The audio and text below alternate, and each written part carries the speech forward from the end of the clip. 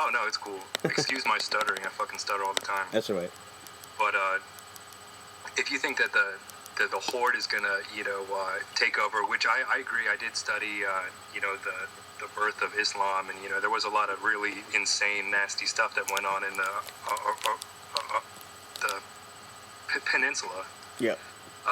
And anyway, but I think in this day and age, if something like that were to go down, where the select few in the high up in the government, or even if the whole people come together and they try and take over other countries, in this day and age with the technology and the coverage of all that, it would not go far. Other countries, Europe,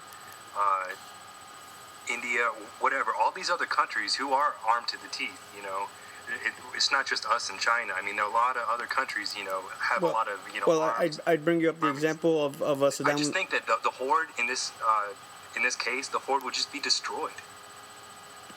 And it's not up to us to try and prevent it now. I'll bring you the perfect example of Saddam Hussein in Kuwait.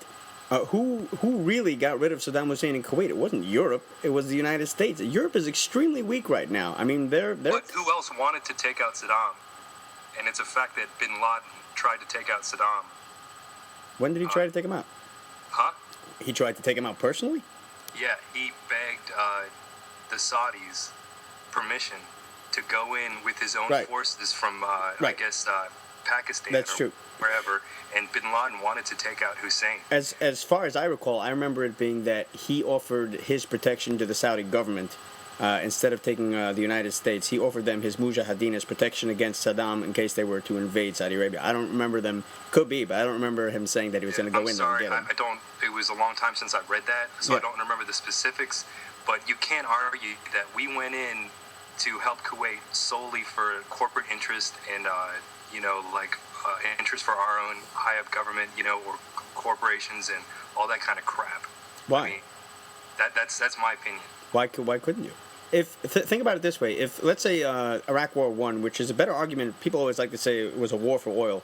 If there's anything that was a war, there's a couple of problems with that. But let's take Iraq I as an war for oil than this one was. You can't have Saddam Hussein controlling 70% of the oil in the world. What that means is that everything in the world goes up in price, and that we are now suffering at the whims of Hussein. To take needles and hospital medical supplies from Los Angeles to New York takes a truck. It takes gasoline.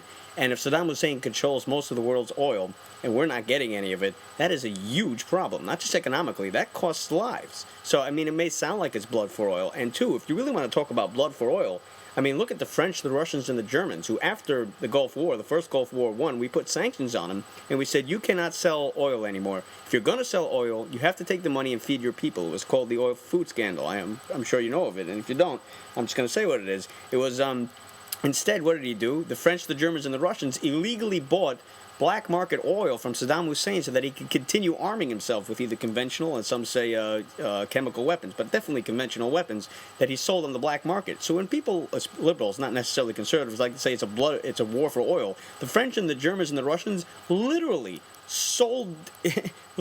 bought oil for blood as he bought his weapons, and then he went on killing the Kurds and killing any other minority that got in his way.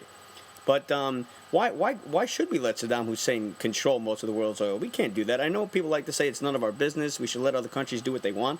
But we can't how do we let Saddam Hussein control most of the world's oil? Then if they control most of the world's oil, they control the world's economy. If they control the world's economy, people die. If he refuses to give us his oil, we will die. I don't think it's most of the world's oil. However, it is a good percentage. Yeah, Kuwait had a huge percentage of the world's oil that's available easily. It's the easiest oil to get to, but it's not most of the world's oil. We get oil from all over the world. That's true, but Kuwait has a they sizable got some amount of drills, oil. Huh? What's that? They got some bitchin' drills, huh? They do, and then he would threaten Saudi Arabia, and that's a problem. Yeah, but I don't buy into that. What do you mean? That's reality. But that it's easy oil to get, and we're all just fighting over the easy oil. No, that's not necessarily in this case in this current conflict. But I'm saying for Gulf War I, I mean, obviously, there's a couple of problems. One is you can't just let a nation state invade another nation state. You can't just let Germany invade Poland. It's just there's no point in having a UN. There's no point in having a European Union. There's no point in having NAFTA. There's no point in having some kind of any kind of. Well, I mean, we did want to just let Germany invade Poland. You know, that was the U.S.'s stand. We did, and it was wrong. We shouldn't have.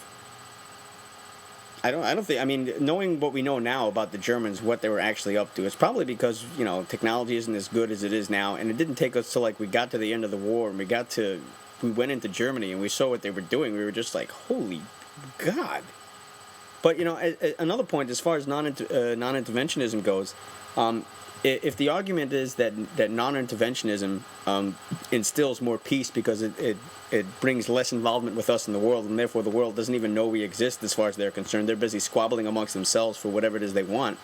If after Pearl Harbor we were to start, you could always argue. You could always argue that World War I wouldn't have been caused without President Wilson's bad ideas, and there's a good argument to be made for that.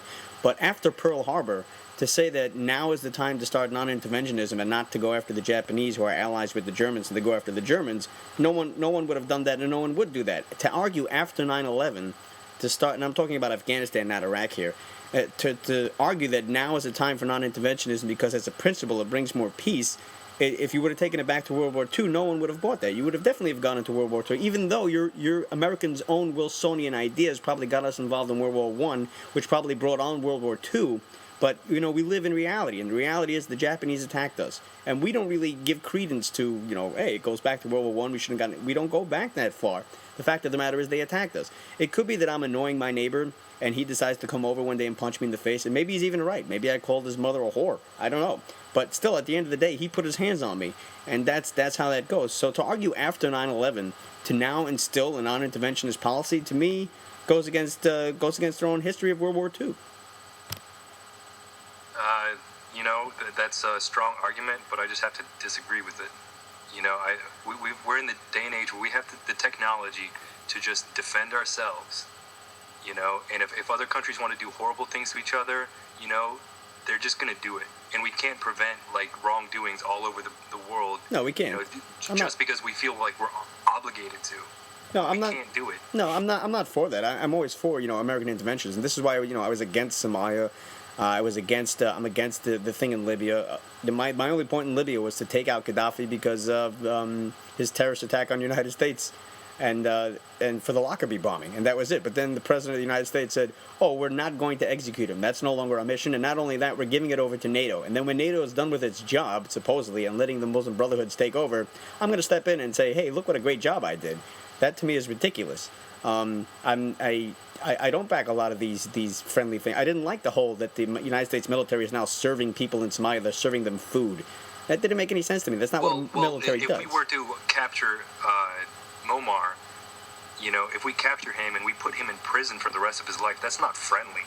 That's not at any means a friendly thing to do. I think that would be awesome if we were able to capture somebody and just stick their ass in prison forever. They will live every day for the rest of their lives knowing how much of an ass they were, I'm sure that's great, but do you think I don't want to see Osama bin Laden on trial with his head on a pike at the 9/11 Trade Center place, just a stick with his head on it right over there? Yeah, of course I would. That sounds awesome and everything, but I think everyone on the planet is just they're going in the direction of not necessarily always wanting to kill somebody for vindication or for revenge. If we could have gotten bin Laden and just stuck his ass in prison to rot, that would just be, perfect in my eyes. But I'm trying to get myself away from the fact that we always need to hang somebody or shoot somebody just because they're evil. I think we can seriously put them in prison. But it's not very feasible. If you were a cop and you were taking out some drug dealer, and he's a real bad drug dealer, and at some point that this your rules are when you go in, you can't obviously shoot him on sight, but if you go in, just be prepared to shoot him, and you break into his house and he goes and reaches for a weapon, before you go in that he's probably going to reach for a weapon. I don't think you could have ever caught Osama bin Laden alive. I'm surprised that Hussein gave himself up, being the coward that he was. I don't think Gaddafi would have given himself up. I don't think it's very feasible. I'm sure it would be great. I mean, I don't mean No, head. no. I don't mean head on a. think When I our say head on technology a has pipe. I think our technology has gotten to the point where we could have incapacitated Osama bin Laden.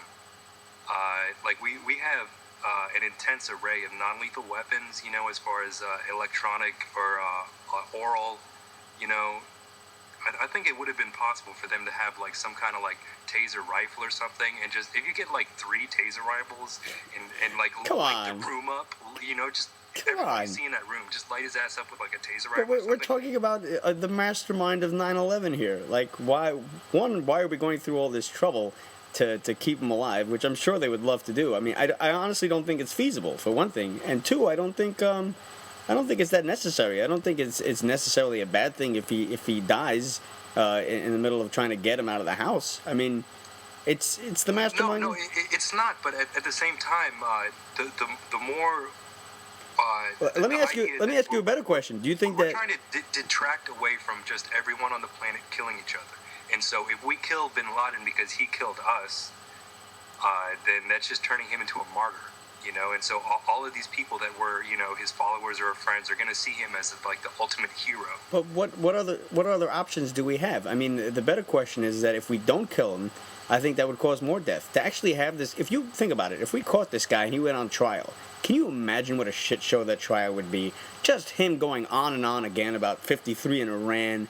It would take a year, and there he would be, and they would play his stuff on Al Jazeera on a daily basis, and he'd be there bashing United States policy. He'd be talking about American Indians. He'd be talking about slavery. He'd even be talking about the Kyoto Protocols, which he actually did at one point, which goes to another point that I made in my 14-minute video.